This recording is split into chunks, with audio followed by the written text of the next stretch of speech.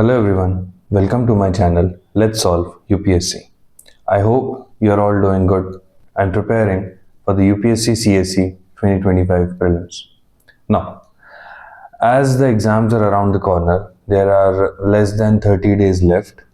So I thought now it's time to talk about the biggest reason of failure of many candidates, that is CSAT. Now in this video हम लोग C SAT के बारे में, C SAT के problems के बारे में discuss करेंगे, the solutions to those problems and also there is a reward for you all at the end of this video. Now पहले प्रॉब्लम्स के बारे में बात करते हैं. Number 1, unavailability of a single source. कोई एक सिंगल सोर्स सी सैट के लिए अवेलेबल नहीं है कि बस यहाँ पे गए, यहाँ से हमने सारी चीज़ें देख ली और हमको सी सैट हमारा इजीली क्लियर हो गया. ऐसा कुछ भी नहीं है. Number 2, many of us belong from a non maths background including my self. In 2022 I cleared the general cutoff, the GS1 cutoff, but I could not clear CSAT in that year. In 2023, when I cleared prelims, I managed to clear CSAT at the boundary. That is, I got 68.5, and as you all know that 66.67 जो है, you need to clear the cutoff. This is the cutoff for clearing CSAT. Now, so belonging from a non-maths background is a problem for us. Now, next, number 3. How much time to dedicate to CSAT? Like exactly CSAT को कितना time देना है? 1 महीने देना है, 2 महीने देना है, जनवरी से CSAT हमको करना था या पूरे साल भर हमको CSAT करना था? No one knows about this. Which topics to focus more on? Important topics क्या है? कौन से high yielding areas है CSAT में? And ऐसे there are many more topics. Like every individual has a certain doubt in CSAT. I know I cannot cover all the doubts, everyone's doubt, but एक general doubts मैंने सबके almost जो common है वो cover कर दिए हैं इस वीडियो में. Just look at it, and if you have any specific doubt, please do ask those doubts in the comment section of this video. Now, अब आते हैं solutions पे. सबसे पहले तो we need to look at the last 10 years में what is the weightage distribution CSAT का in reading comprehension, in logical reasoning as well as in quantitative aptitude या quant, जिसको maths वाला part जो है वो. So जब आप ये चार्ट को अगर देखोगे, if you look at this chart, then you will see that कोई एक defined pattern नहीं है as the number of questions are going to be asked. किसी ईयर में रीडिंग कॉम्प्रिहेंशन ज़्यादा पूछ लिया, कभी क्वांट ज़्यादा पूछ लिया गया, कभी लॉजिकल रीजनिंग या डिसीजन मेकिंग जो है वो ज़्यादा पूछ लिया गया. So there is no defined pattern on the number of questions asked. So that means हमको हमारी प्रिपरेशन में एटलीस्ट कोई 2 चीज़ें, जैसे for me it was always reading comprehension and logical reasoning, ये 2 चीज़ों को मैं बहुत अच्छे से करके जाता था. And quant was always on an average, एक एवरेज लेवल तक मैं उसको करके चला जाता था.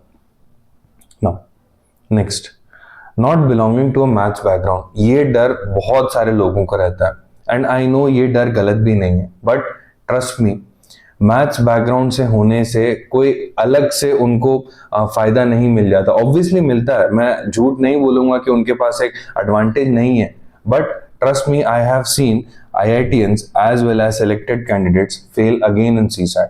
मैं नाम नहीं ले सकता हूँ सिलेक्टेड कैंडिडेट्स का, but I have seen them fail in CSAT. Now, next, number 3. CSAT में ऐसा कोई एग्जैक्ट अमाउंट ऑफ टाइम नहीं है जो कि आप दे सकते हो उसको. कुछ लोग जस्ट लास्ट के 1 महीने में CSAT कर लेते हैं, कुछ लोग मार्च या फरवरी से जो है CSAT की प्रिपरेशन कर लेते हैं ऐसे. एंड देयर इज ऑल्सो जो डेली CSAT, कुछ लोग ऐसे होते हैं जो डेली CSAT प्रैक्टिस करते हैं, कुछ लोग ऐसे होते हैं जो कुछ स्पेसिफिक डेज देते हैं CSAT को कि जैसे वीकली मुझे सैटरडे या संडे ही CSAT करना है, या सिर्फ संडे दिन भर मैं CSAT करूंगा, मैं और कुछ नहीं पढ़ाई करूंगा. I use this one, I do daily CSAT practice. Daily कुछ पार्ट CSAT का मैंने कर लिया. See, both have their pros and cons. Daily CSAT practice में दिक्कत ये है कि अगर आपने मान लो कि अनरियलिस्टिक टारगेट्स बना लिया एंड CSAT आपने eight the end of the day रखा है, तो होगा क्या कि आपके दिन भर के टारगेट्स ही पूरे नहीं होंगे, तो ऑब्वियस सी बात है वो बैकलॉग्स कवर करते करते टाइम खत्म हो जाएगा आपका एंड आप सीसैट नहीं कर पाओगे। Next, giving specific days to CSAT. इसमें क्या दिक्कत है कि संडे अगर आप सिर्फ सीसैट ही करोगे देन आप मॉक टेस्ट या पीवाईक्यूज कब लगाओगे, या फिर आपका जो वीकली बैकलॉग जो बचा हुआ था उसको कब कवर करोगे, आप उसको नेक्स्ट वीक में कैरी ऑन करोगे। So you need to figure this out for yourself. I do this. I give 1 hour to CSAT daily. No matter what, I have made the discipline to give 1 hour to CSAT daily. Now, number 4, which topics to prepare or which topics are important for the exam? See, ये कोई नहीं बता सकता आपको कि exactly आपको क्या पढ़ना है या exactly क्या important है करके। कुछ टॉपिक्स मैं वो आपको बता सकता हूं कि हाँ जिनसे हर साल क्वेश्चंस रिपीट हो रहे हैं तो आप वो टॉपिक कर लो, but that does not mean कि उस टॉपिक को आप अच्छे से कर ही लोगे, right. See for example, every year there are questions from syllogism as well as from Venn diagram, but the point is these are my weak points. मैं कितना भी ट्राई कर लूं मुझसे सिलोगिज्म और वेन डायग्राम के क्वेश्चंस नहीं बनते हैं मुझसे, so I just try to leave them, I leave them, right? But हर साल इनसे questions आ रहे हैं. These are areas which are repeated every year. यहाँ से questions हर साल आते हैं. So these are my weak points. So you have to identify your strong as well as your weak points yourself. आपको खुद ही आइडेंटिफाई करना पड़ेगा कि आपके कौन से टॉपिक्स में वीक हो, आप कौन से टॉपिक्स में अच्छे हो। कुछ लोग रीजनिंग में अच्छे होते हैं, कुछ लोग क्वांट में अच्छे होते हैं, कॉम्प्रिहेंशन ऑन एन एवरेज सबका ठीक ठाक ही रहता है, राइट। नो नेक्स्ट, अब for non maths background people what I would suggest is कि you have to practice logical reasoning first, right. Start practicing logical reasoning first. Logical reasoning के सारे topics like blood relation, direction, ranking and series arrangement, coding, decoding, ये topics को आप बहुत अच्छे से कर लीजिए इनको। नेक्स्ट, उसके बाद में आप रीडिंग कॉम्प्रिहेंशन पे आइए, अपना रीडिंग कॉम्प्रिहेंशन बहुत अच्छा कर लीजिए, ठीक है। नाउ रीडिंग कॉम्प्रिहेंशन में being from an ICSC background and my English is so it is like not very bad, not very good, it is on an average, ठीक है। But what I do is to reduce my stress in the examination.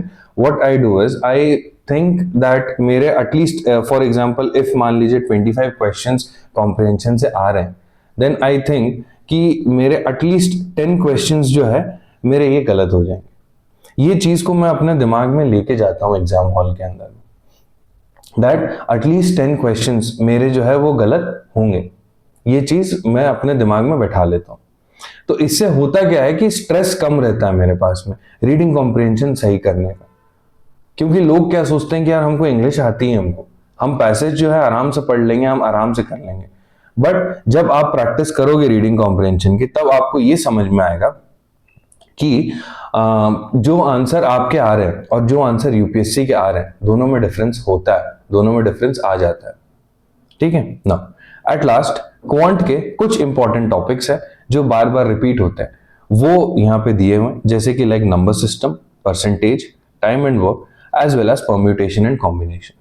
ये topics बार बार repeat होते हैं। Permutation and combination से directly questions नहीं आते हैं, but I would suggest permutation combination अच्छे से आप लोग कर लीजिए, because it helps you in quick calculations. Calculation जल्दी करने में हेल्प करता है आपकी। Now find any playlist on YouTube जो कि सीसैट आपको सिखा दे, कोई भी फ्री वाला।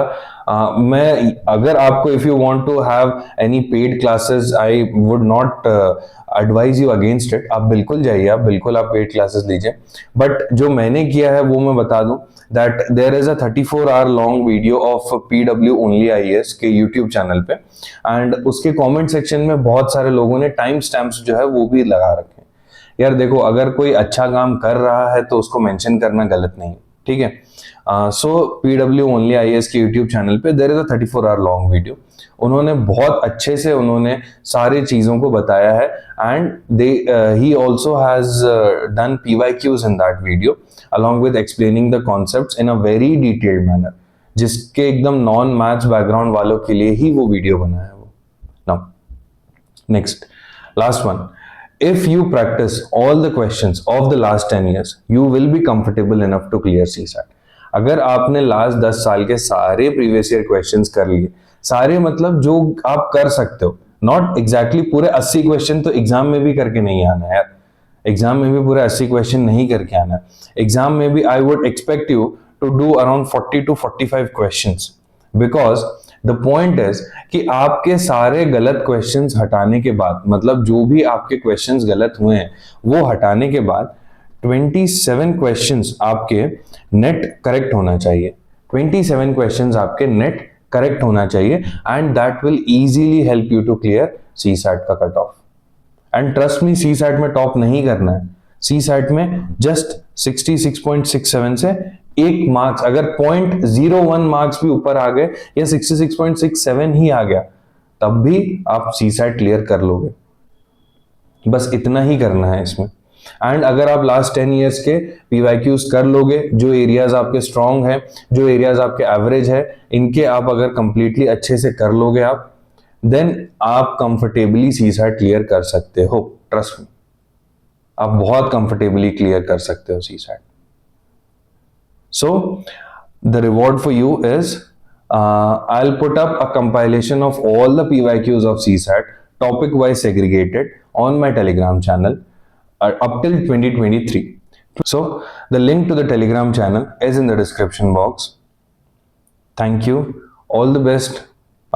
Do prepare well for this exam. Let's solve UPSC.